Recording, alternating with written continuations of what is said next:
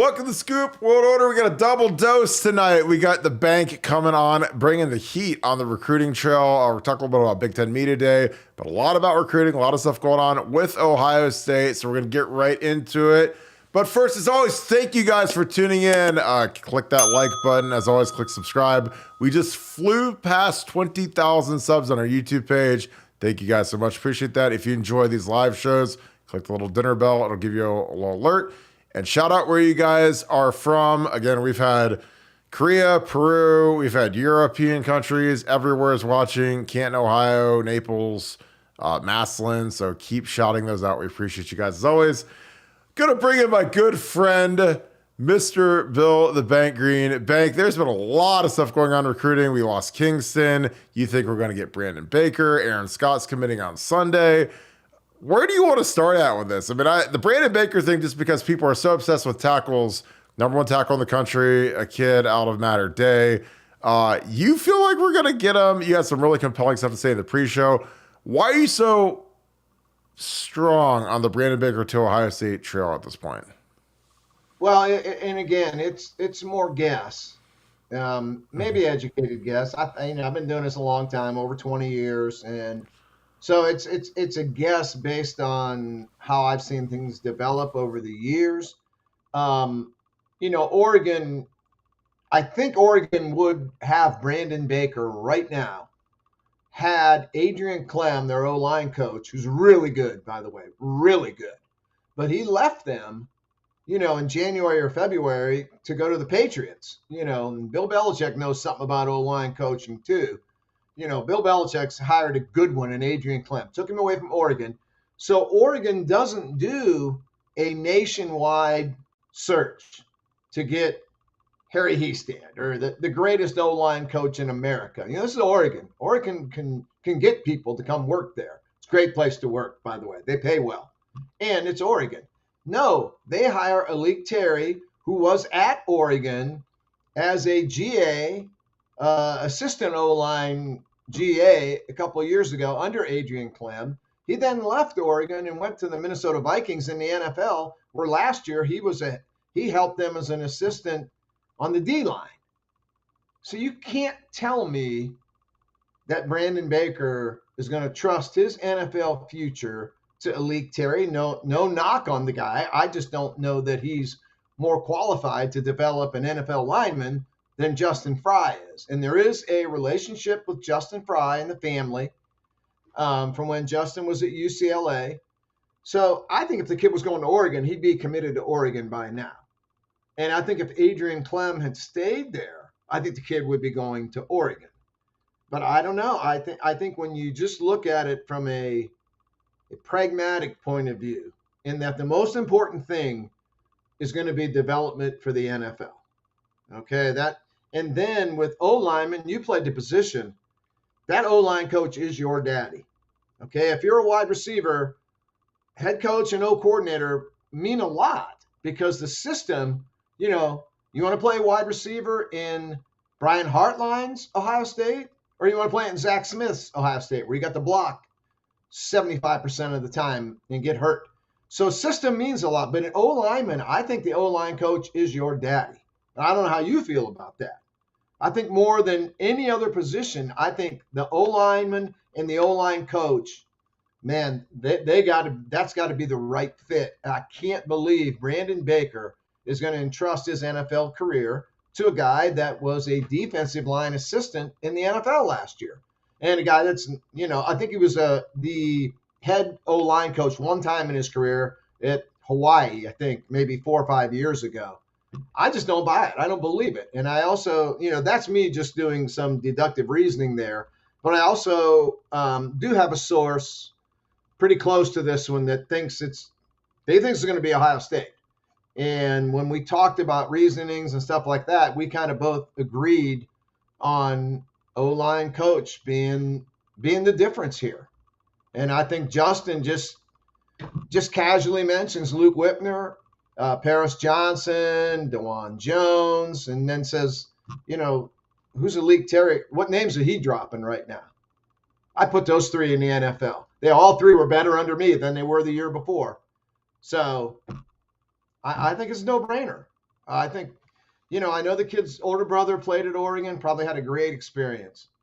Also probably played for Mario Cristobal and probably not Dan Lanning.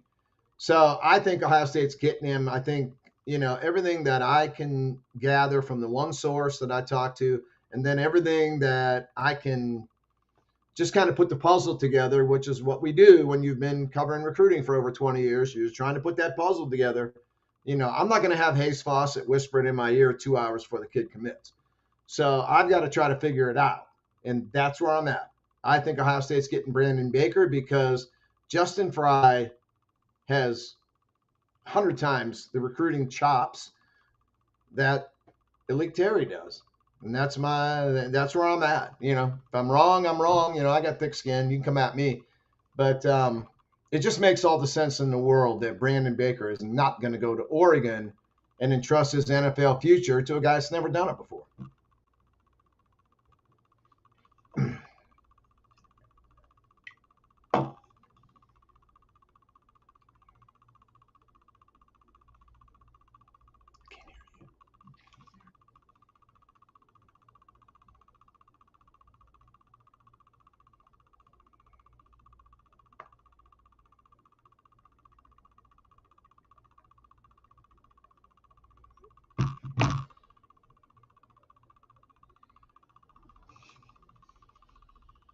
I was going to say, apologize for being on mute, but I agree with you completely because Quentin Nelson was the guy that we offered in 2012. Me and Ed were working together on the O-line, and he ended up going to Notre Dame because he loved Harry Houston, because Harry Houston had Notre Dame. He had Olin Kreutz vouch for him. He had these NFL guys vouch for him. He said, look, I had a guy that was in the Pro Bowl 7 times who is my biggest supporter. And the NFL thing is what these guys are all going after right now. And they're a top 5, tackle recruit, a top 5 quarterback recruit. I mean, the money is substantial. I mean, you saw what the Georgia tackle who plays for the Giants, Andrew Thomas, has got $105 million or $120 million and $80 million guaranteed. It's big money. And there's no position in the world that's harder to coach than offensive line. And, Bill Belichick, who, me and you both think is the GOAT, he had Matt Patricia as his own line coach last year, and it was an absolute disaster. And he decided to make it a business decision, go get Adrian Clem, a guy that he drafted for the Patriots. He's had kind of a mercurial rise from UCLA as the line coach to the Steelers, to Oregon. Now he's with the Patriots. So I'm telling you, like, the technical aspect of the O-line is so important. You need a guy that's going to push you, drive you. And it helps when you have that substance behind you, because a guy that, a lot of people don't give Justin Fry enough credit for is Chris Lindstrom. Chris Lindstrom signed for over $90 million with the Atlanta Falcons. He's a guard, Boston College guy that Justin developed, him and his brother. Chris actually came out and spoke to the team before the bowl game against Georgia. Because he plays for the Falcons. He signed this huge extension. And that was a 3-star guy that Justin turned into a first-round pick and a kid who's paid for with generational money. So then you throw in Paris going 6th overall, Dewan All-American last year. Luke Whippler's going to make the Browns this year. Again, I think that you got to read the tea leaves on this one. I think you did a spectacular job of doing that because, when you compare resumes, like that was something that we fought with Ed when Ed was line coach. He didn't really put many guys into the league when he was at Notre Dame. Zach Martin went a year after he left. Zach was actually with Harry for a year before he went to the Cowboys. So a lot of Ed's guys that he developed actually went pro, with Harry, teaching him for a year. But we fought that with Ed because Ed didn't have a real big NFL resume and Harry did. So we lost Quentin Nelson. We lost the big tackle Mike McGlinchey, who ended up going. He signed a huge deal with the Denver Broncos, first-round pick for the 49ers. So again, I think you're right. I think the development thing is really critical. These kids are obsessed with being 3-and-out NFL guys, and I think Justin Fry did it with Paris Johnson. So it's not just theory anymore. It's testimony when you're actually saying, hey, I took a guy, and I coached him for a year and he went 6th overall in the draft and he's in the green room. And that's what a kid like Brandon Baker dreams of. I want to get your reaction on Kingston. So Kingston was one, everybody thought he was going to Ohio State. He goes on a retreat, picks Notre Dame kind of last second. Were you surprised by that? I mean, I know that you weren't as high on Kingston as some of the analysts were, and I really agree with a lot of stuff you say because I mean, a kid that's 230 now, Yeah. he's like three biscuits away from being 245 and kind of eating his way out of being a speed linebacker in the modern college game.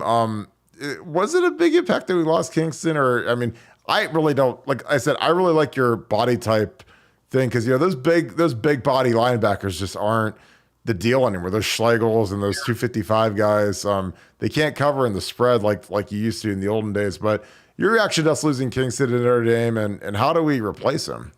Well, they wanted him, number one, and they wanted him pretty bad. So that tells you a lot right there. Um, I was just told today, not too long ago, really, that one may not be over. So he hasn't signed anything yet. So don't. I wouldn't rule him out yet. I'm not saying he's coming to Ohio State, but I think that door is open. So I would hang in there a little bit with Kingston. Do I like him? Would I take him? Yes, I take him. He's a football player. But I worry about those big bodied, 230-pound high school linebackers, 230-pound high school junior linebackers heading to their senior years. Sammy Brown, same thing. Sammy Brown, number one linebacker in the country for everybody. I don't know, man. Sammy looks like he's about 235, 240 to me. Can he stay there?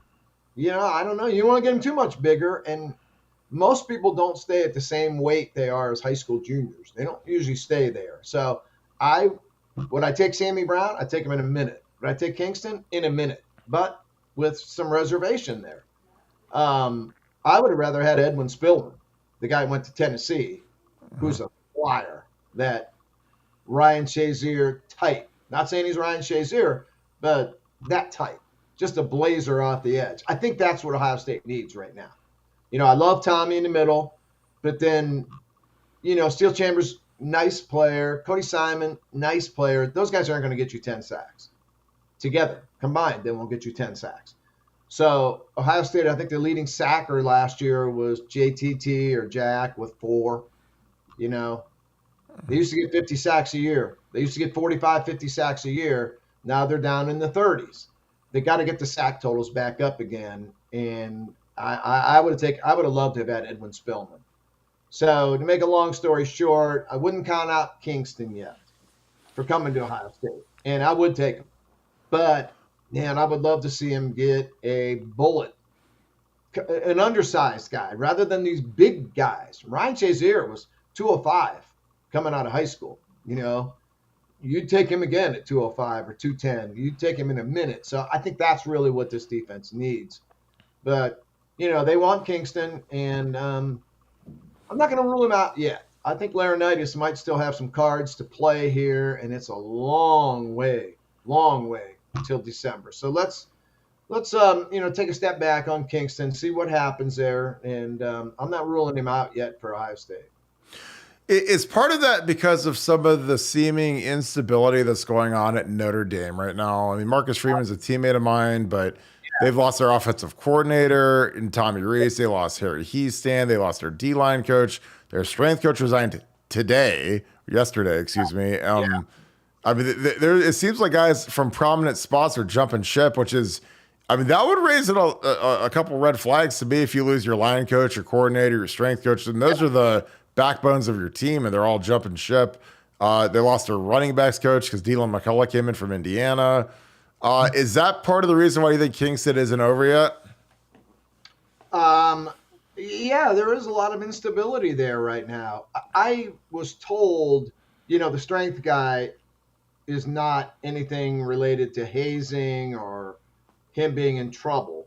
I think it's more a personal thing, and I don't know if it's health related. I was told it wasn't trouble, which when I first saw he resigned, I thought hazing right off the bat, because this is the new topic now.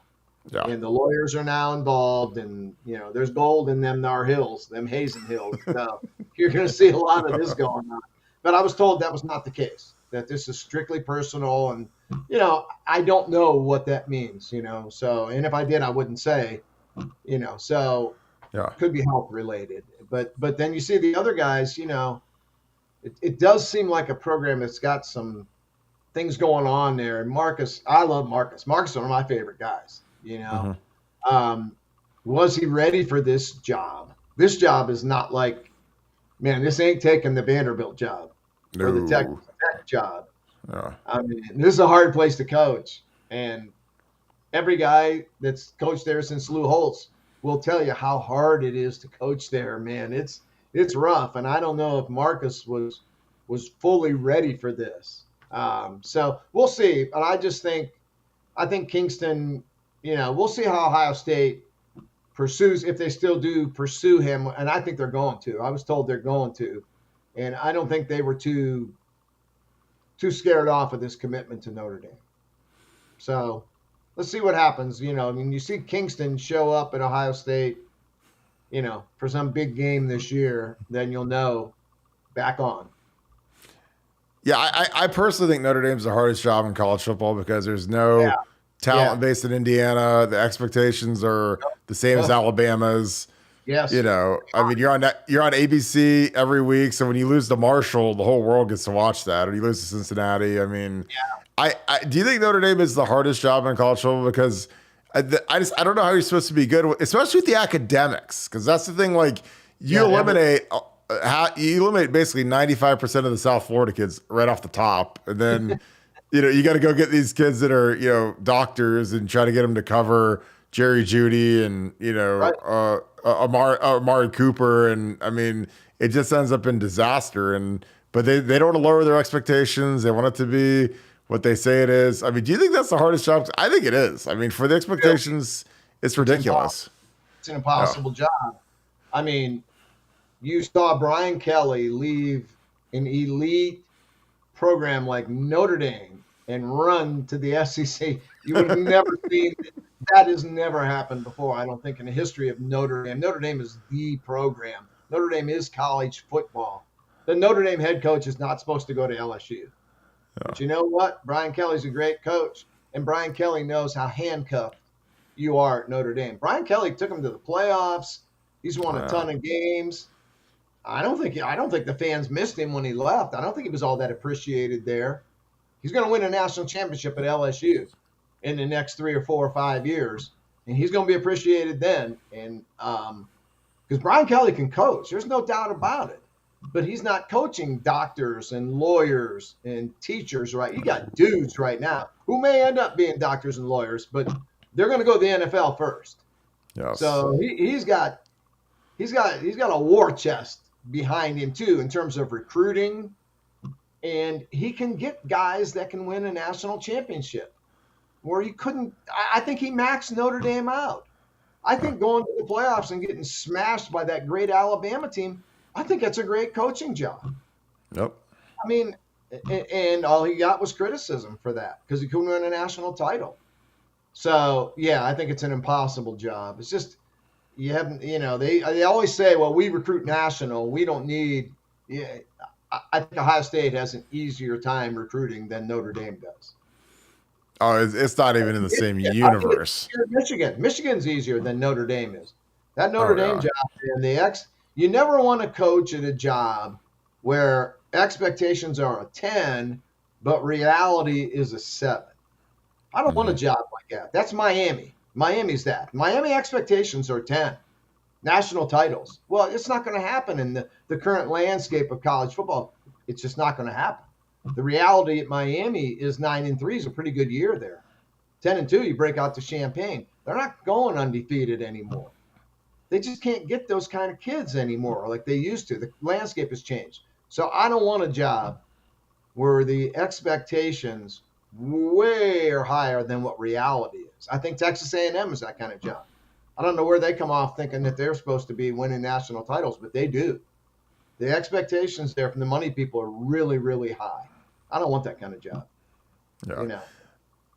Well, I just think if you're at LSU and you're Brian Kelly, you're the same vanilla white dude that you were at Notre Dame, but magically there's all these really big, strong, fast defensive tackles that are from Louisiana and they dream of being LSU Tigers, and now you're really cool and they want to play for you. When you can be the same guy at Notre Dame and they have zero desire to move to South Bend, Indiana. So, you go see Bama, you go see those guys in the trenches, man. You better have the war daddies. And LSU, I've played against them. And he's going to get dudes there. That's the thing. And people laugh when I say, "Oh, he's going to win a national title in the next 3 or 4 years," and I really believe that. LSU has a couple national titles in recent history. Who are those head coaches? Who are those head coaches that won those I was there for Les Miles, and then your boy Ed Orgeron. Are those guys looked at as just the most super intelligent coaches in the history of college football? They are not. They are not. If you can win with Les Miles and Ed Orgeron, you have a program that can win, baby. You know what I mean? And Brian Kelly's 100 times better coach than those two dudes.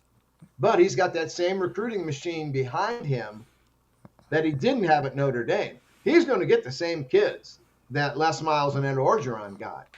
And he's 100 times better coach. They're going to win. They're going to win.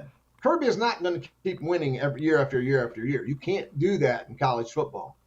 I think Alabama's slipping. And you and I both huge Nick Saban fans, and we respect totally what they've done. I think there's some slippage there. And I think Brian Kelly's ready to jump into the upper echelon to get LSU back to where they have been.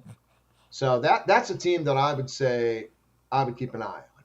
I don't think Brian Kelly thinks he made a mistake by going from Notre Dame to LSU. No. He's right. He's right in the catbird seat, baby, because Nick's slipping. He's got Tommy Reese now instead of Bill O'Brien. He doesn't have Bryce Young. He doesn't have Jahmyr Gibbs. Like, I'm there. And LSU beat him last year with the Heisman quarterback and all that. So, you know, and VK had that bad slip up versus Florida State week 1. Everyone thought he was a clown. And then they slowly got better. And I promise you, by the end of the year, nobody wanted to play those guys. I promise you. They're going to be good this year. And I think their future is really, 2 years from now, 3 years from now, let him get all his guys there playing to his system. They're going to win. I'm telling you, LSU is going to win a national title. I am totally with you. Aaron Scott. Notre Dame job is just impossible. I mean, Marcus had to take it. It's a great opportunity for him. I hope he succeeds because I like him so much. Class, quality dude. But, man, he bit off. He bit off a lot there. Yeah, that is again, when you're 37 and you get offered, or 36, you get offered that job and life-changing money and family set for life, you got to dive in head first, man. But, yeah, it's tough, especially when your staff starts off with Harry Heastan and Tommy Reese and Saban poaches Reese. Harry retires, which again, I don't know if that's an indictment on Marcus because Harry ain't that. It's not. He's not 80. I mean, Donnie Scarnacchia, the coach, he's about 80 years old, and Harry ain't quite 80. He's probably 60, and he retired. Coaches never retire, but we'll see. We're gonna shift Aaron Scott committing on Sunday. I just can't imagine a guy whose dad's an Ohio State fan on his dad's birthday doesn't come to Ohio State. Are you feeling the same vibes I am? I know that he loves wearing the Oregon stuff and the Michigan stuff and tweeting Charles Woodson. Do you feel it's Ohio State and it's just been kind of like a big facade, or am I reading this completely wrong? No, I agree with you. I think it is Ohio State. I had somebody pretty close to this about, 3 months ago telling me, don't believe all the Michigan hype. And I feel it's Ohio State. Even if you would eliminate the whole dad's birthday, committing that day and everything. If you take all that out of it, I still think it's Ohio State pretty strongly. And then when you add that in, committing on his dad's birthday, I'll be shocked. But, man, the thing is, these kids are great anymore at, disguising their choices. It's amazing. Because we went through a period there where everybody started figuring them out. Because once the kids told a couple people, then everybody knew. Well, now they know not to tell anyone. And when you see Kingston makes his announcement the other day, not one crystal ball. Not one. That's unheard of.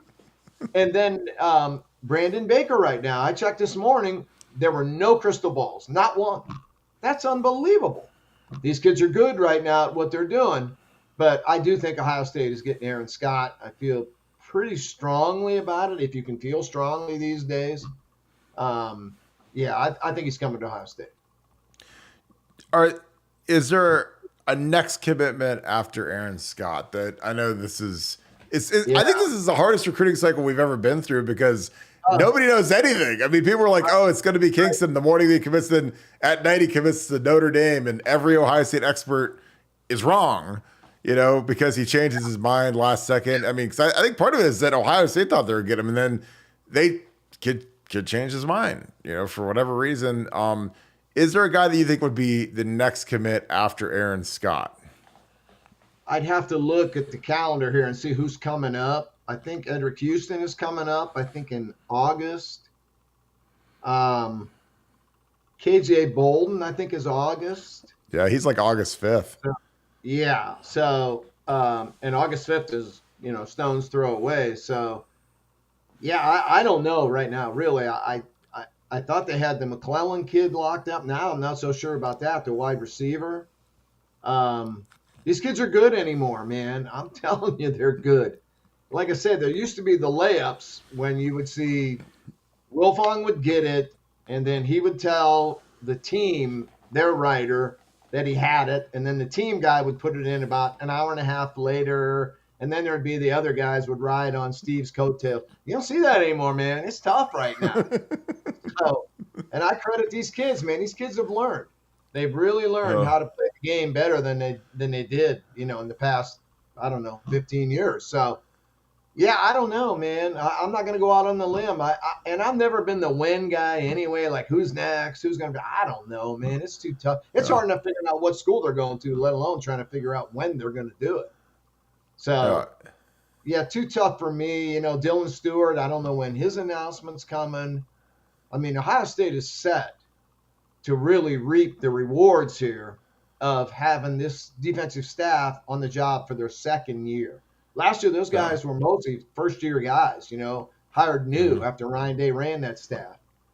And, they were in on so many good linemen and missed them all in the end. And people, naturally, people freak out over that. Although I think the Mickens kid's going to be really good. People kind of forgot about him because of Keon Keeley and that group. And Mateo, Mateo Uiagalelei, but Pickens, that kid can play. Or Mickens. So we'll see. I don't know next. I mean, that's out of my league. The next part is that I'm not good at that. I'll say Aaron Scott next. Take the easy one. That's like Hayes Foster whispering me one there. I'll get that. He'll be the next guy to commit, whether he commits to Ohio State or not. I feel good, but I don't know. But yeah, he's 72 hours away. Yeah, I love the kid because he's committing on his dad's birthday, so that saves him having to buy him a tie or a gift or a six-pack of beer or whatever. So, sure. KJ Bolden, how are you feeling about him to the Bucks? We're just gonna talk about the big ones. You already hit about Brandon Baker. How do you feel about KJ Bolden at this very hour? Like cautiously optimistic, and all of that traces back to I was in Florida last February to watch South Florida Express, those guys play, and catch up with JJ Smith and those dudes. And I was with the South Florida Express coaches and guys and just struck up. We were all talking to KJ Bolden, and he started really like opening up, and I had to stop him and say, dude, I am a reporter. Like, I work for Scout, I work for 24/7, I work for Buckeye Scoop now. So, and he's like, and I said, look, everything you've said is off the record. Everything you said is off, and everything you say after. I'm not interviewing. I'm just hanging out with my dudes. So I will say that everything he said was pretty pro OSU to me. Now this was last February, so that's pretty flimsy to go off, that kind of info, which is months old. But I'm not going to betray the kid, but I felt pretty good about Ohio State's chances just going off that conversation. There is family ties with Perry Eliano. They are related in some way, and we'll see. I mean, he's a great player too. I watched him in that 7-on-7 and just thought, my gosh, he's a safety, but he can play corner. No doubt in my mind, he can play corner. And this is after watching, Ronnie Hickman and Tanner McAllister trying to cover guys. This guy can cover. Okay, you want to play man-to-man with safety? You can play man-to-man with KJ Bolden. You can put KJ Bolden on JJ Smith, and he's going to play him. He's going to battle him. So, yeah, if you want to play man-to-man with safeties, this is the guy you can play man with. You know, he would be an unbelievable player in that Jeff Hafley single high safety look. You Oh, put that guy God. in the middle of the field, 15 yards off the ball, and he's got everything covered in the back end. Everything. So I love KJ Bolden. I mean, I think KJ Bolden is a top 4 or 5 player in America. I think Brandon Baker is a top 4 or 5 player in America. So these are dudes. Dylan Stewart, oh my gosh, would I take that guy in a minute? Oh, God, yeah. Why? Because he can get to the Yeah. passer. I don't see Yeah. Edric Houston. Edric Houston's a great player. I don't see him as a 15 sack guy. I see him as a Yeah. combo guy. Kind of a Cam Hayward combo guy that you love to have him on your team. But Stewart can be a guy that can be a double-digit sack guy, and they need that. If you go back and look at stats, there was a time when Ohio State was getting 45, 50 sacks a year. They're now in the 30s. Those extra sacks make a difference. They make a difference to your DBs that you got out there on an island. They like to have those sacks and those pressures. So Stewart, Bolden, Baker. I mean, I would give back J.J. Smith to get one of those guys. You know what I mean? Ohio State has had, wait a minute, they've had Olave, Wilson, Jackson Smith-Njigba, Marvin Harrison, Yep. Mecca Buka. They win anything with those guys? I don't. No rings. No, Right. you can't make the playoffs with Wilson and Olave and Jackson Smith-Njigba. Give me dudes, man. I mean dudes. And those guys can play. I mean, Baker Stewart, KJ, man, you line up and go to war with anyone with them guys. So he didn't say anything like, me and Perry Aliano, when we were on our family reunion in Miami, we go over to Mama Lucy's and eat red velvet cake and split a whole cake together, like best friends or anything. Anything about Mama Lucy? I don't even know if that's still in business. I don't know. I haven't checked out Mama Lucy's in a while. That's a good point. I have to ask Brett Getz about that. That's the NIL deal. Well, we hit on all the 5 stars, man. So we're going to wrap this thing up. Appreciate you as always. Again, that was fantastic. Any final thoughts as we go into Aaron Scott weekend and we go into Edric Houston? And it's funny because we got a lot of big guys coming up that are going to commit early in the next 2 weeks or so. Any final thoughts on those? Yeah. Bolden, Baker, Stewart are the guys those are the guys that win national championships. Sure. Okay. Those are guys you win national championship with. I know everybody loves the skill guys. Those wideouts, they're fun to watch. I love them. So do you. But man, those are 3 difference makers. Brandon Baker can anchor an O-line. Bolden is going to take care of that whole secondary for you. Okay. And Stewart knocks the quarterback down, which Ohio State hasn't had that. So show up the back end with Bolden, knock the quarterback down with Stewart, and protect your quarterback with Baker. Yeah, that's a good building block, man, for a team. I'll take them 3 right now. I'll take those 3 guys and give back Aaron Nolan, J.J. Smith, the People's Kid. Give them all back. Give me those 3 to build around. I would start over if I had those 3. I feel strongly about those 3 guys. I really do. Those 3 guys are all top 10 type players in my book. I don't think any of them are rated top 10, but they would be in my book. I'll take Stewart over Dylan Raiola, who's ranked number 1 in the country. I would take Baker or Bolden over J.J. Smith, and I love J.J. Smith. Oh my God. J.J.'s Marvin Harrison. Yeah. I could do without Marvin if I got, dudes in the back end, dudes knocking down the quarterback, and dudes protecting my quarterback. I want those more. I really do. I agree, because when we won our last national championship in 2014, we had Taylor Decker at left tackle, 1st-round pick. Joey Bosa knocking down the quarterback, 1st-round pick. Von Bell, 2nd-round pick, big extension guy. Those are 3, 4. 2 5-stars, and Taylor should have been a 5-star. So, those are your cornerstones, man. So that's a great point, Bank. Yeah, I agree. I love those 3, and they're in the mix for all 3 of them. I mean, they're right there. So, see how it goes. That's perfect. So we're going to wrap this thing. I appreciate you, Bank, as always. We're going to clean this thing up. Thank you guys, as always, for tuning in. Again, Bank bringing the heat on the recruiting game as always. Appreciate you guys tuning into this one. Bunch of 5-stars up in that mix, so we got to get ready to go and see if we can nail some of these guys in.